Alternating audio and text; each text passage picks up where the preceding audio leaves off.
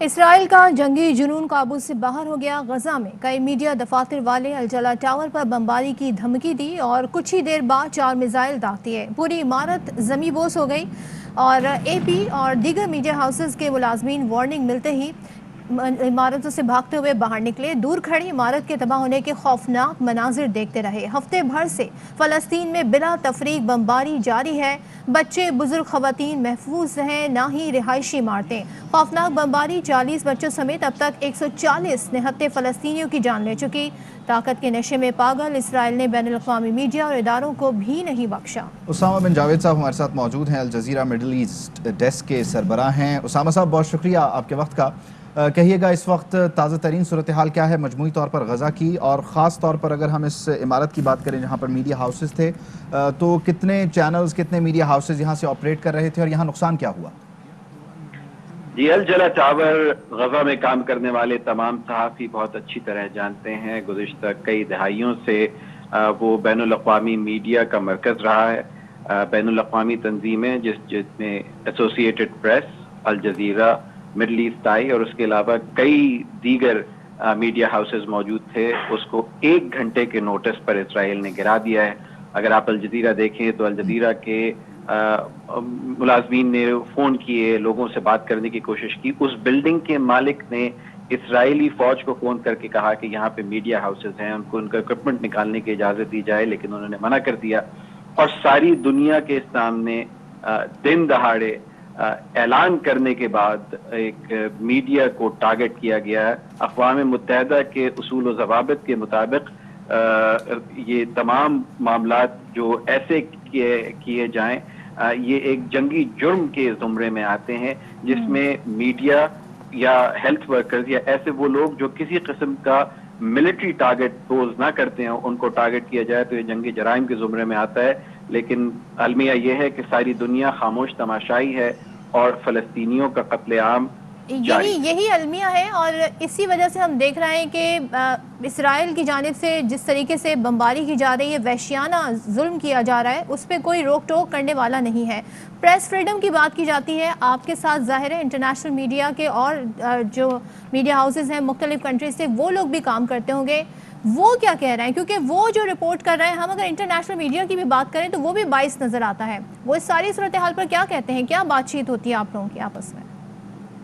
یہ دیکھیے، بین الاقوامی میڈیا یہ اس بات پہ منحصر ہے کہ وہ کہاں سے بات کر رہے ہیں اور ان کے پیچھے کیا مضمرات ہیں ان کی رپورٹنگ کے، لیکن تمام بڑے میڈیا آؤٹ لیٹس جس میں جہاں پہ یہ فلسطینیوں کے اوپر کیے جانے والے ظلم، غزہ جس کا محاصرہ جاری ہے، جس کو دنیا کی سب سے بڑی اوپن ایئر جیل کہا جاتا ہے، وہ وہاں کی صورتحال بتا رہے ہیں۔ اور غالباً اس کے پیچھے یہی پوشیدہ ہے کہ اس بلڈنگ کو گرانے کا مقصد یہ ہے کہ ساری دنیا تک خبر رسانی کا ذریعہ ایسوسی ایٹڈ پریس تھا۔ تمام خطرات کے باوجود گراؤنڈ پہ کام کرنے میں الجزیرہ پیش رہا ہے، اور وہ تمام ظلم جو فلسطینیوں پر کیے جا رہے ہیں، نہتے فلسطینیوں پر، حماس اور اسرائیل کو بہت ساری میڈیا آؤٹلیٹس میں 2 برابر کے فریق بتایا جاتا ہے، جبکہ اس کا کوئی تعلق نہیں۔ ایک طاقت ایسی ہے جو ان کے اوپر مغلوب ہے، جس نے ان کے اوپر قبضہ کیا ہوا ہے، جو قابض ہے بین الاقوامی قوانین کے مطابق، اور دوسری طرف فلسطینی ہے جو جب ان پہ ظلم بڑھتا ہے تو راکٹ داغ دیتے ہیں۔ تو یہ صورتحال ہے، اور بین الاقوامی میڈیا کو غالباً خاموش کرانے کے لیے یہ ایک پیغام دیا گیا ہے۔ یہ یاد رکھیے کہ غزہ کا محاصرہ جاری ہے، غزہ میں بین الاقوامی صحافیوں کو اجازت نہیں ہے جانے کی۔ غزہ میں اس بلڈنگ کے تباہ کرنے سے اسرائیل نے صرف میڈیا آفیسز نہیں تباہ کیے، ان کے تمام اکوپمنٹ بھی تباہ کر دیا، جس کا فوری نتیجہ یہ ہوگا کہ غزہ میں ہونے والے مظالم دنیا تک پہنچانے کے لیے جو صحافی وہاں پہ موجود ہیں، جو پروفیشنلی اپنے کام کر رہے ہیں، ان کے کام میں رکاوٹ ڈالی جائے، رخ نہ دیا جائے، اور ان کو یہ پیغام دیا جائے کہ اگر وہ صورتحال میں پارٹی بنا دیا گیا۔ اسامہ صاحب آپ ساتھ ہی موجود رہیے گا۔ خالد المینا صاحب نے بھی ہمیں جوائن کیا ہے، سعودی صحافی ہیں، مشرق وسطیٰ کی جو صورتحال ہے اس پر گہری نظر رکھتے ہیں۔ خالد صاحب بہت بہت شکریہ آپ کے وقت کا۔ کہیے گا کہ آپ کے پاس کیا تفسیر آ رہی ہے غزہ الجلا ٹاور کی خاص طور پر، اور یہ جو آج کا اقدام ہے اس سے مجموعی طور پر جو آزادی اظہار رائے ہے اور جو غزہ کی صورتحال دنیا کو دکھا رہا ہے عالمی میڈیا، اس پر ایک قدغن لگانے کی کوشش ہے اسرائیل کی جانب سے؟ جیسے آپ جانتے ہیں انہوں نے جو اٹیک کیا جی خالد صاحب سن رہے ہیں آپ کو.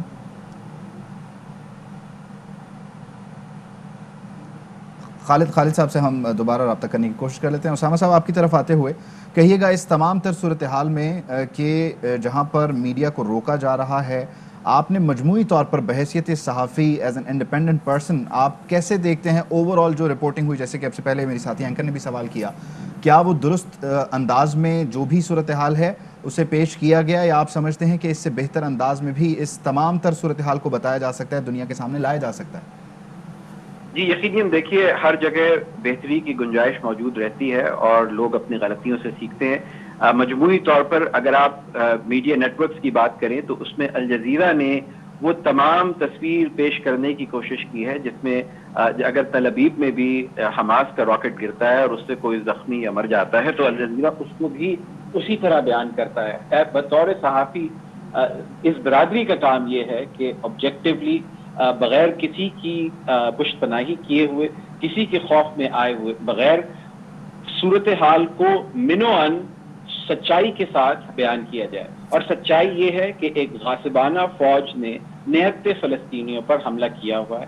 تمام دنیا خاموش ہے. اقوام متحدہ نے جو سیکیورٹی کاؤنسل کا اجلاس بلانے کی کوشش کی اس کو بھی تاخیر کرا دی گئی. اس کے لیے بھی وہ تمام عالمی طاقتیں جو دنیا میں انسانی حقوق کے لیے سربستہ نظر آتی ہیں فلسطین کے معاملے پر خاموش ہیں. لیکن جو ایک بات مختلف ہے جو میں نے اپنے پچھلے 20 سال کے کیریئر میں دیکھی ہے وہ یہ ہے کہ آہستہ آہستہ وہ جو وار آف نیریٹو تھی جو ہمیشہ اسرائیل کی طرف پلڑا جاتا تھا, اس دفعہ وہ تبدیل ہوتی نظر آتی ہے. آپ کو سوشل میڈیا پہ, آپ کو انفلوئنسرز, آپ کو وہ تمام لوگ, ایون وہ لوگ جو مغربی ممالک میں موجود ہیں, انہیں نظر آ رہا ہے, ان پر عیاں ہے یہ بات کہ یہ کس طریقے کی ناانصافی کی جا رہی ہے. اور ان لوگوں کے اوپر جن کے پاس نہ جانے کی کوئی جگہ ہے, اس وقت کووڈ کے پیشنٹس ہیں وہاں پر, اسپتالوں کی صورتحال ابتر ہے, اسکولوں پر حملے جاری ہیں اور ان کے گھر تباہ کیے جا رہے ہیں اور ان کے پاس جانے کی کوئی جگہ نہیں. اسرائیل ان کے پورٹس, ان کی بندرگاہیں, ان کے ہوائی اڈے جو کہ وہاں پہ موجود نہیں ہے, اور اس نے ایک حصار کی دیوار بنائی ہوئی ان کے چاروں طرف.